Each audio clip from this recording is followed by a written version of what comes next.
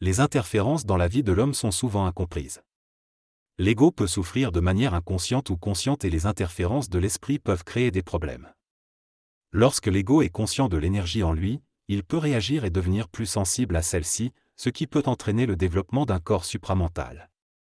Lorsque l'homme devient conscient, ses souffrances deviennent réalisées et il développe une grande intelligence et une grande volonté pour y mettre fin. L'interférence est toujours injuste car elle découle de l'absence de libre arbitre, et un jour cela devra être aboli pour que l'homme soit libre et cesse de souffrir. L'homme peut cesser de souffrir en équilibrant ses émotions et ses pensées.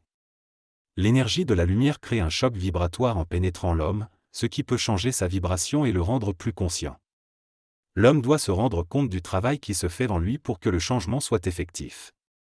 L'ego qui se conscientise apprend à passer par-dessus certains événements et à résister aux interférences.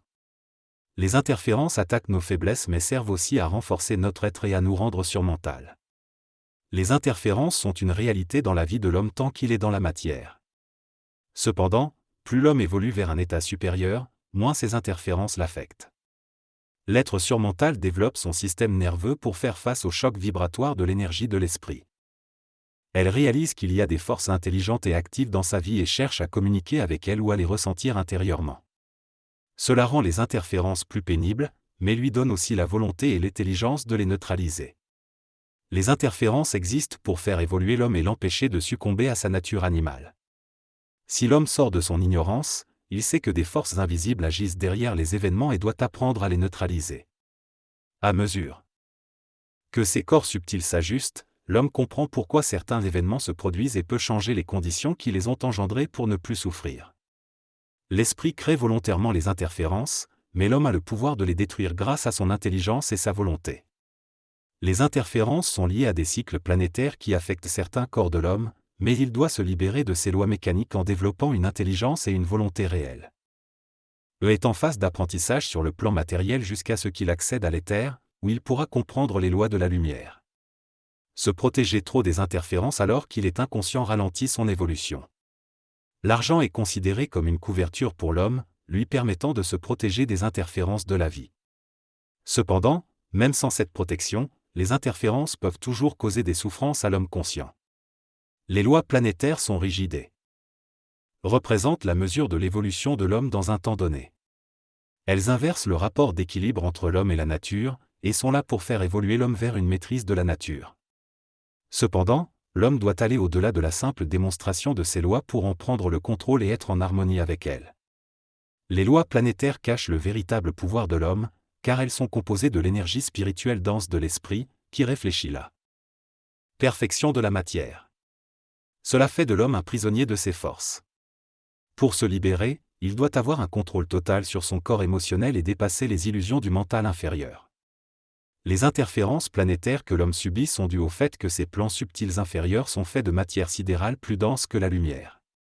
Pour devenir libre de ces interférences, l'ego de l'homme doit devenir esprit, c'est-à-dire supramental, afin de permettre la vibration de ces corps inférieurs et d'accueillir la lumière. Jusqu'à ce que cela se produise, l'ego est alimenté par l'énergie de l'âme, qui est le lien temporaire entre l'homme et la lumière. Pour devenir libre, l'ego-esprit doit utiliser cette énergie pour transmuter la matière et fusionner avec la lumière. L'immortalité de l'homme est essentielle car elle permet la descente de la lumière sur tous les plans de la matière, incluant l'homme lui-même, et favorise ainsi l'évolution planétaire. Seul l'homme peut aider à cette descente de l'énergie et il est fait pour cela.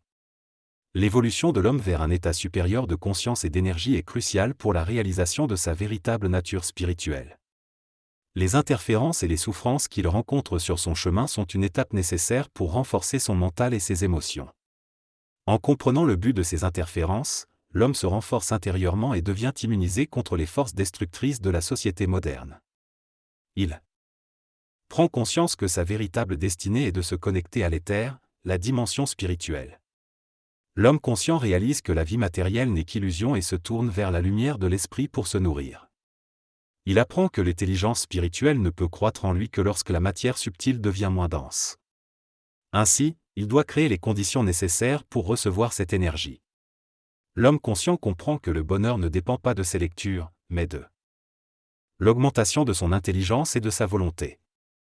Il apprend à accepter les interférences comme des opportunités de croissance, ce qui finit par calmer les événements et lui permettre d'évoluer vers un état de plus grande sérénité.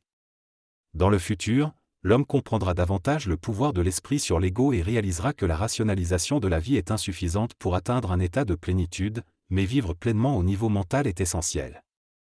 L'homme a tendance à se décourager face aux interférences de la vie, mais il peut les dépasser grâce à l'expérience qui lui permet de vibrer différemment. Il doit ajuster ses activités et appliquer la loi de l'intelligence et de la volonté pour éviter les interférences. Beaucoup de gens cherchent la paix mais ne réalisent pas que la douleur qu'ils ressentent aujourd'hui est nécessaire pour leur croissance future. Ils doivent cesser de chercher à s'abrutir et exprimer leurs émotions pour renforcer leur mental. L'homme ne peut réaliser le pouvoir de sa volonté que s'il devient suffisamment intelligent pour comprendre que la vie est une force qu'il doit arracher à la conscience. La volonté intelligente lui donne sa liberté, contrairement à la spiritualité qui endort et tue l'homme. Les interférences peuvent nuire ou servir selon que l'homme développe ou non sa volonté intelligente. Il doit abolir en lui la mémoire qui contient des sentiments et des émotions, car ceux-ci empêchent d'être volontairement intelligent. Les interférences sont utiles car elles créent une tension entre ce que nous voulons et les conditions de vie actuelles, ce qui nous pousse vers la conscience et la fin de la lutte. L'homme doit comprendre qu'il n'est pas un outil de la création, mais un être actif et potentiellement maître des forces de la nature.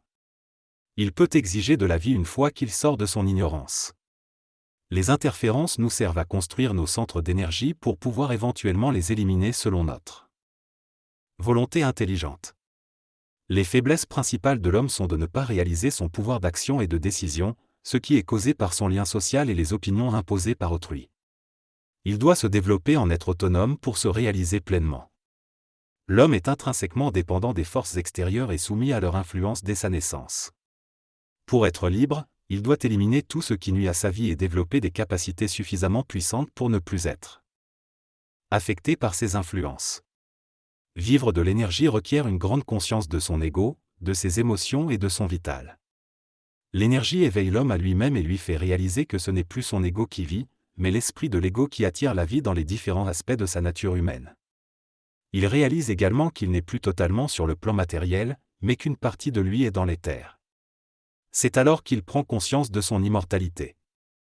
Pour être attaché à la lumière d'un autre plan et vivre selon sa conscience supérieure, l'homme doit comprendre les interférences et apprendre à les dépasser mentalement et émotionnellement grâce à son intelligence et à sa volonté réelle. L'intérêt vital, résultant de cet accroissement de conscience, lui permet de découvrir ce dont il a besoin dans sa vie pour être bien. Pour atteindre l'équilibre entre les forces en lui, l'homme doit constamment corriger sa ligne de vie jusqu'à ce qu'elle soit conforme à ses désirs. Elle doit également voir les choses par sa propre vision et ne plus être soumise à des influences extérieures créées par des êtres inconscients ou des systèmes qu'ils ont créés. Lorsque l'homme commence à voir et à être conscient des interférences, il développe sa volonté en raison de la souffrance qu'elle crée. Ainsi, en voyant les choses, il devient intelligent et renforce sa volonté. La route vers la liberté et la maîtrise de soi passe donc par la conscience de soi, la compréhension des interférences et leur dépassement, ainsi que par le développement de la volonté. Ce que l'auteur observe est un concept universel et accessible à tous les êtres humains. Cependant, seuls très peu d'entre eux parviennent à le percevoir, car cela nécessite une certaine grandeur d'âme, ce qui n'est pas très répandu chez les individus. En effet, l'ego est souvent dominant, tandis que l'âme reste faible. Toutefois, un homme qui commence à voir cette réalité devient plus heureux car il ne souffre plus autant des ténèbres de l'ignorance et de la vie. Bien qu'il puisse connaître des périodes de travail et de conscience, cela ne dure qu'un court instant.